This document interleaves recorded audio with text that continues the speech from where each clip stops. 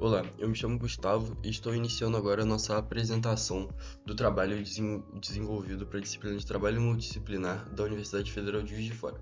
O trabalho se chama Queda da Slink ao longo de degraus uniformes e a gente está abordando a física da mola maluca, que é essa Slink. O trabalho foi desenvolvido pela Ana, por mim, Gustavo, e pelo Pedro, orientados pelos professores Flávia e Rodrigo. O primeiro ponto que a gente quer ressaltar nessa apresentação é a importância do estudo de molas na engenharia. Por que as molas são aplicadas, né, na vida real?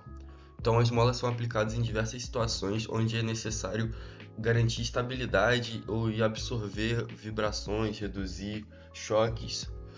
Então, por exemplo, na suspensão de veículos, sistema de amortecimentos no geral, né? Então a gente está trazendo aqui a suspensão de veículos, estrutura de pontes também, as molas são muito utilizadas para poder fazer esse controle de vibração e para poder lidar também com a situação da dilatação das pontes, para evitar que ela colapse ao dilatar. Também no sistema de amortecimento de ferrovias, com a mesma ideia de reduzir vibrações e garantir mais conforto para quem esteja no trem. Partindo para o nosso caso de estudo, então, por que é interessante esse caso? Por que a gente quis fazer esse trabalho em cima de uma mola maluca, que é essa mola com características peculiares, descendo as escadas? Bom, é interessante porque é uma situação que vai misturar diversos conceitos da física, como dinâmica, colisões inelásticas, conservação de momento angular e energia.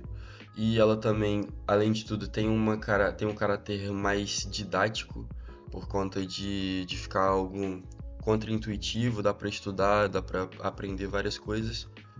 E ela também pode auxiliar a resolver problemas como o movimento de subida e descida de escada de robôs, que é um grande problema aí no desenvolvimento de robôs, essa situação. Então você entender essa oscilação desse pêndulo duplo, mais ou menos, que a mola faz, pode auxiliar na implementação dessa movimentação dos robôs. Agora trazendo a fase experimental, a gente está trazendo dois vídeos aqui. O vídeo da esquerda, a mola está com todas as espiras livres, e o vídeo da direita, ela está com 3 blocos de espiras unidas, e aí tem algumas espiras entre cada bloco, né?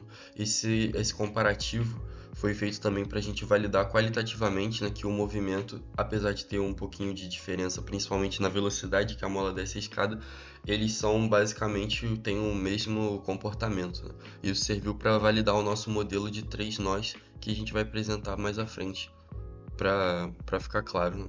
Para o desenvolvimento desse trabalho, a gente utilizou um artigo de inspiração, e o artigo em questão foi A Simple Model of Slinking Walking Downstairs, por Aiping Hu, feito em 2010. Nesse artigo, ele faz uma simplificação do modelo da mola maluca como se fosse um pêndulo duplo, com 3 pontos de massa e 2 hastes que conectam esses 2 pontos, sendo uma haste oscilante e uma haste de apoio. A haste de apoio é a parte da mola em que a ponta dela fica fixa no degrau, enquanto a haste oscilante é a parte que vai se movimentar para o outro degrau. Nesse sistema a gente tem 2 graus de liberdade, e assim como nos vídeos experimentais, esse sistema é para representar o caso da mola com as espiras fixas. Cada ponto em que tem espiras fixas é como se fosse um ponto de massa, e os pontos de espiras livres seriam as hastes oscilantes para permitir o movimento. É bom ressaltar que durante esse movimento não há deslizamento, e o comprimento é constante das hastes. E também há um padrão periódico para a repetição do movimento.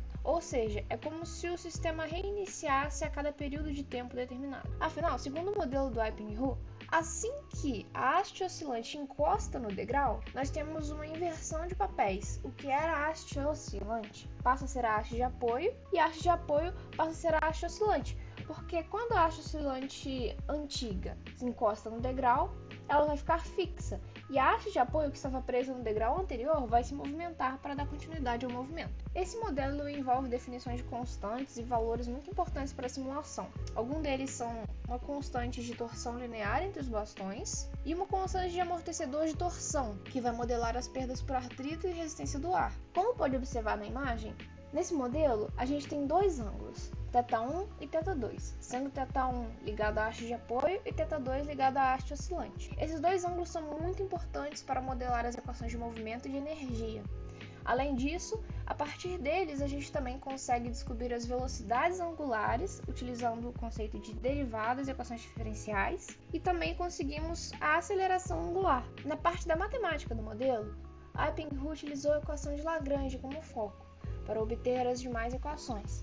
Afinal, é uma formulação da mecânica clássica que vai combinar conservação de momento linear e conservação de energia. O T, o V e o R a gente tem por energia cinética do sistema, a equação da energia potencial e a equação da energia dissipativa. A partir dessa equação aqui e dessas relações, a gente consegue modelar as equações de posição dos pontos e também de velocidade. As colisões são consideradas instantâneas e perfeitamente inelásticas, ou seja, toda a energia é transferida no momento da colisão. Nas colisões, a conservação do momento angular é usada para calcular as velocidades após o impacto, e assim como dito no slide anterior, nas colisões, as extremidades trocam de função, com a extremidade de apoio se tornando a extremidade oscilante. Nesse projeto, a gente utilizou muitos conceitos aprendidos ao longo da nossa vida de estudos para conseguir desenvolver o trabalho. Além de conceitos envolvidos com programação, nós utilizamos conceitos de física, como cinemática, queda livre, e sistemas massa-mola para entender esse sistema físico, suas peculiaridades e suas características. Nós também utilizamos métodos discretos, que envolvem soluções numéricas para problemas da matemática. Um método discreto que utilizamos nesse trabalho foi o Runge-Kutta de quarta ordem, que é um método muito eficiente para resolver problemas de equações diferenciais ordinárias. Equações diferenciais, no geral, são muito importantes para resolver vários problemas muito difíceis de se descrever por si só por equações normais, e por isso são descrevidos com a taxa de variação dele. Assim, com equações diferenciais, a gente consegue modelar o movimento dos corpos, seja em posição, velocidade ou aceleração em relação ao tempo.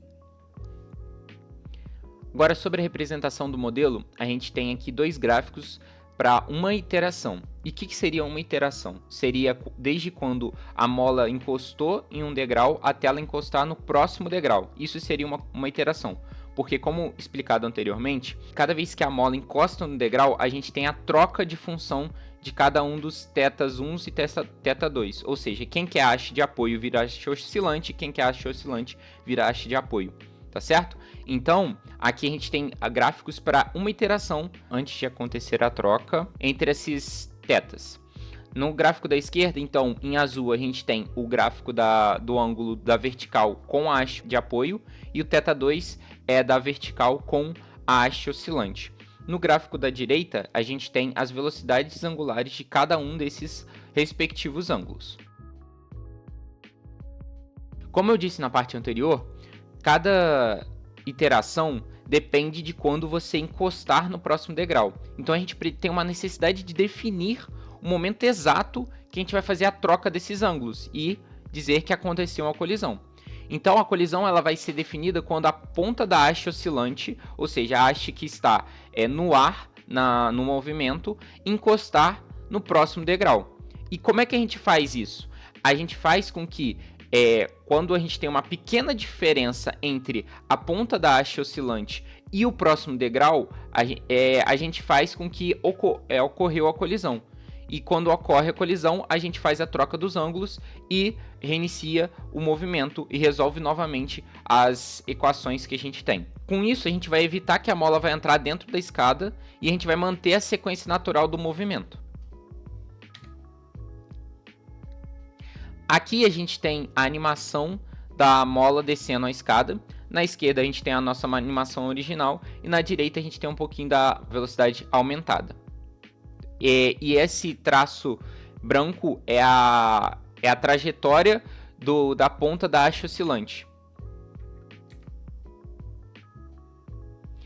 Então foi isso. Muito obrigado pela atenção e até uma próxima.